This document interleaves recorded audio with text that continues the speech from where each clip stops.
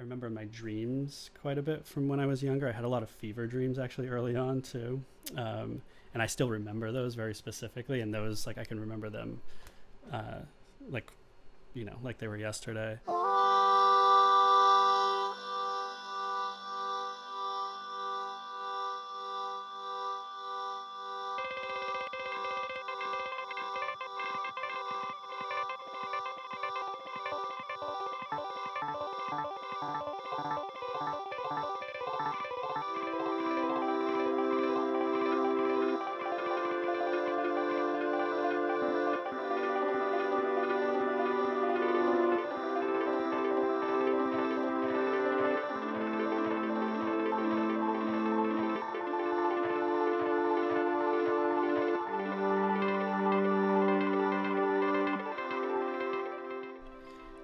Yeah, I think I was pretty young. I don't know that I ever said that there was any other option. I think like I started playing music when I was in second grade. My dad was a antique collector, and he had a guitar, and I just picked that up and started playing and started taking lessons. And really, the visual and the sound went hand in hand for me. And I never really made a choice where, like, I mean, certainly I had moments where I was like, I want to do this or that, and went to school for those things, but it didn't feel as if it was a conscious choice in that way. It felt it was an obsession that I had to continue to do because it's how I communicate with people. It's how I process things.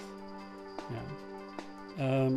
I think I don't know if it was a specific experience per se, but I think it's been a series of experiences that kind of brought me into exploring all these different parts.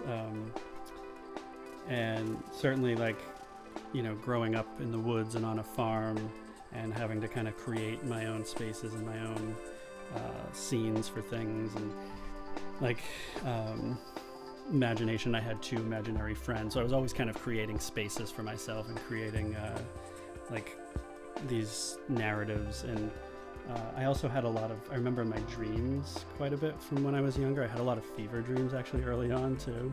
And I still remember those very specifically. And those, like, I can remember them like, like they were yesterday. Scary? They weren't necessarily scary, but they were very, like, they felt real. It was, I think, the first time I remember feeling like your dreamscapes or your dream reality, having it feel very real. And then years later, kind of getting into sort of like seeing the northern lights, and that just really opening my mind for these, what I perceived as kind of these unnatural lights coming in and swirling around the earth, something I'd never seen before. You've talked about the difference between obsession and passion. Yeah, it feels like an obsession to me in the sense where I have to do it. If I don't do it, my brain's not right. I don't feel like I'm processing things. I don't feel normal, I guess. Whereas like a passion, I can have a hobby or a passion or something and maybe put it away for a little bit. And with this, even if I'm not feeling it, I still have to go to the studio and do it. Like it's still part of just who I am.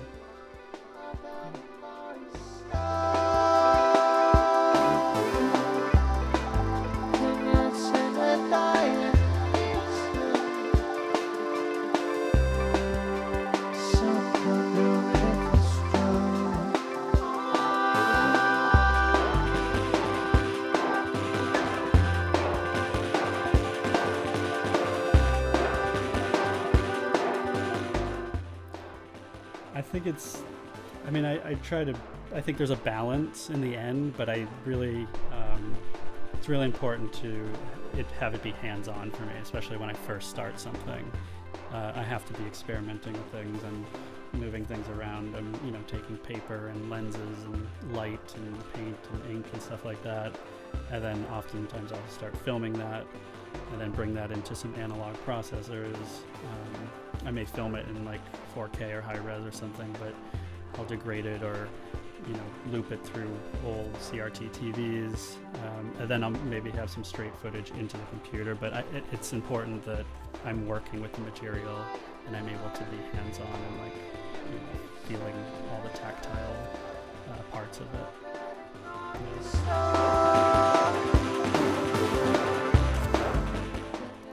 I think, every genre, I think I'm inspired by lots of different things, which is also why I continue to live in New York, because you find people doing these crazy things everywhere, every corner of it. Reading Edgar Allan Poe, I think some early Edgar Allan Poe poems that I came across, and just the way that they kind of sat with me, or the nature of things. Charles Baudelaire, some of those poems definitely sit with me in a way that I continue to think about and continue to reference. Some films like The Cabinet of Dr. Caligari, early surrealist films, music all the time. I mean, I'm constantly sifting through new music and old music and stuff like that. My dad was a Deadhead, so I was exposed to Grateful Dead pretty early on, and I think the collaboration of all the different spheres of that world, the musicians, the poets writing the lyrics, the sound engineers, the people doing the art, and the way that it all came together has always been really inspiring. It continues to inspire me. When people are sort of really tapped in and honed into what they're doing and willing to share it with each other and create community in that way, that's kind of where I'm most interested in art and creating. I'm Ryan Vahey, and I'm a visual artist in Brooklyn, New York, and I'll be doing the visual projections with the Prolificators at BWAC on May 11th. Showtime's at 2 p.m.